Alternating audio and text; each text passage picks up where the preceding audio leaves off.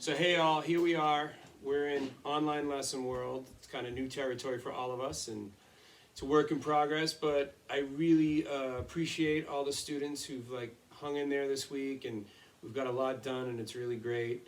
And yeah, you guys are killing it, and it's been really awesome to see everything you've been doing at home and how you practice at home and your setups and a lot of stuff. And so just keep at it with your material for this week and everything you've been working on. So a fun little challenge that I think I've come up with and is great is from the Stick Control book, George Lawrence Sone's Stick Control, which this is page 5 because the cover fell off many years ago, as I'm sure everybody's has. But everybody owns a Stick Control book. And within the Stick Control book, we're always saying, okay, I've got the Stick Control book. What do I really do with it? You go through it. It's got a ton of information in it.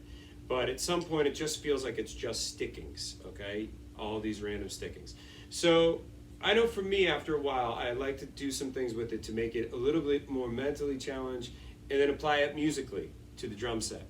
So when we start with page 5 really, if you only had one page in the book, page 5 would be it. You could get a lot out of page 5. It really covers all the rudiments. It covers your open roll, your single stroke roll, I've mentioned this before, your paradiddles, your paradiddle variations, and all sorts of type of variations. So you could just take page 5, which of course is 24 exercises. 24 exercises written in cut time. So they're 2 measures, but in actuality, it should feel like 1 measure of 16th notes.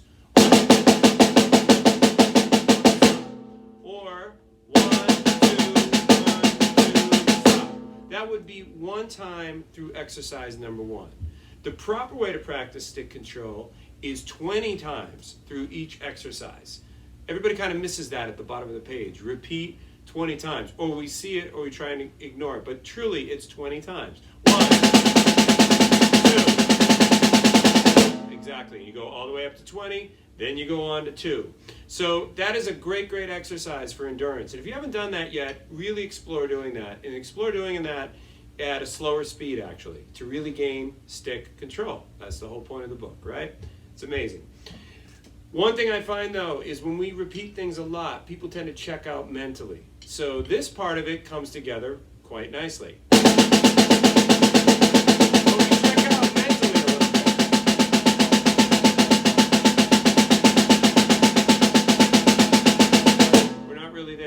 Present because of the monotony of it, the repetition, okay? The muscle memory in the hands are getting the workout they need, but as far as our mental stamina, we're kind of checking out a little bit.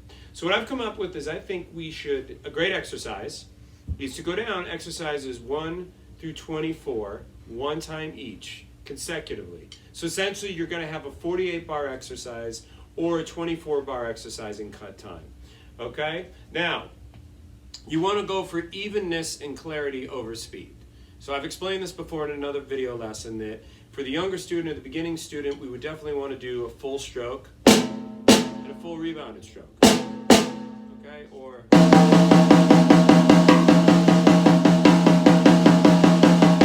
whatever the sticking is, it should be all rebounded to the same height and even strokes. Okay? They should all sound the same no matter what the variation of the sticking is.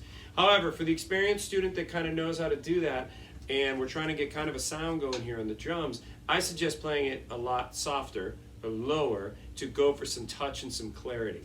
Okay? So we would want to be rather than speed. I know everybody wants to play this stuff fast. Okay? But the point is we want to have some continuity and some clarity. Okay? So here's what the exercise would be just on the snare drum. So this is a 1 down, playing each exercise 1 time consecutively.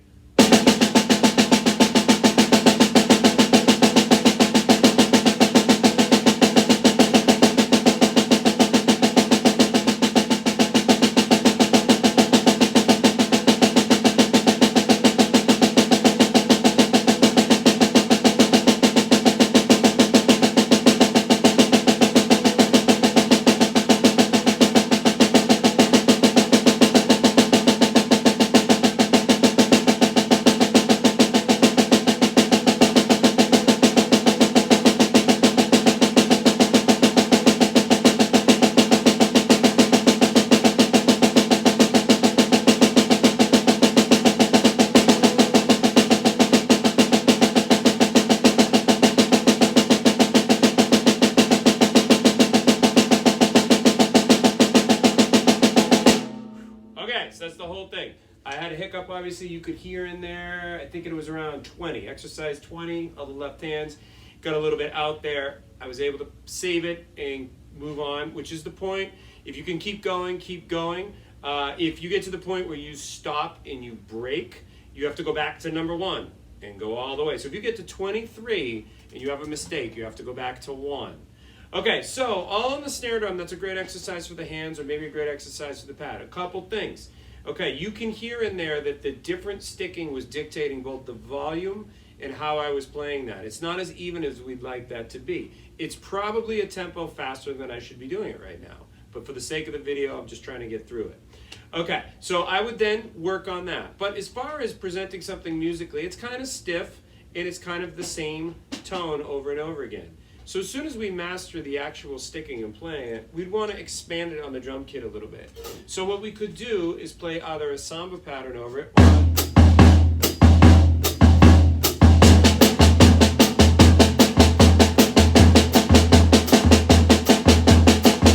okay, or a biome pattern. Or just the 3-pot of the clave over here. 1, 2, and 4, 1, 2, okay? We'd want to do that, and I'll demonstrate the first 5, so we're not sitting here for an hour. And the first variation is let's do a biome with the feet, and we're going to play it all on the snare drum. 1, 2, ready, go.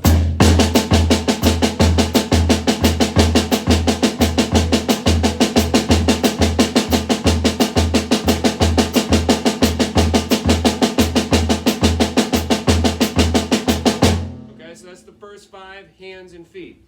Sounds a little bit better, okay? There's a little bit flow happening with the hands as we're trying to coordinate, but there could still be more we could do to expand on this. So let's take our right hand and put it on the tom, all right? And try and see if we can create a little bit of a melody solely based on the different stickings. Nothing else. This isn't random. You've got to follow the order as written. So we're going to do number 1 to 5, right hand on the tom-tom, left hand on the snare drum. 1, 2, ready, go.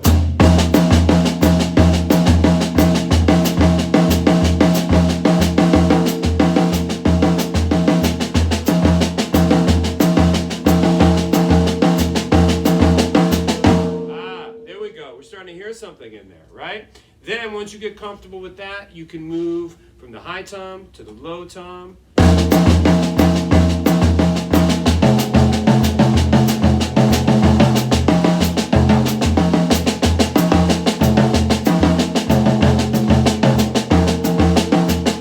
Okay? Got some cool stuff happening there. Or a cymbal.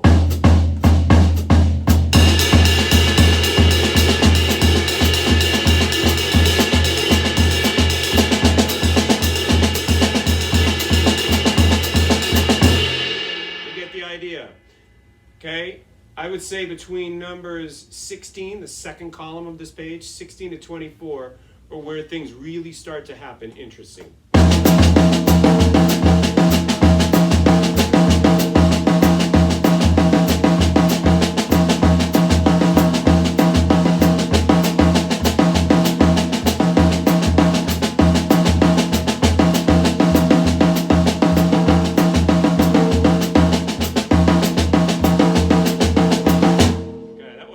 For 24. That's it right there. I would have to go back to 1. I didn't get to 24, I'd have to go back to 1, but you get the idea. So what's great is mentally this is helping us to check in, but you're also hearing some different patterns here that are exciting. And then eventually, when you're comfortable doing your 1 down every day and then trying it differently, you then can start to experiment with just kind of letting stickings happen.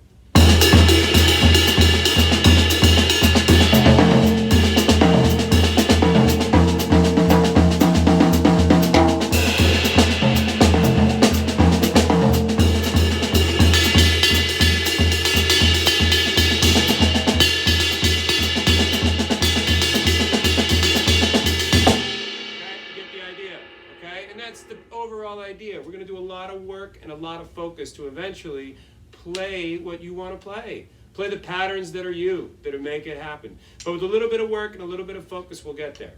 Okay, have fun. Feel free to contact me with any questions. Stay healthy, and I hope to see you soon. Online, and I hope it's in person.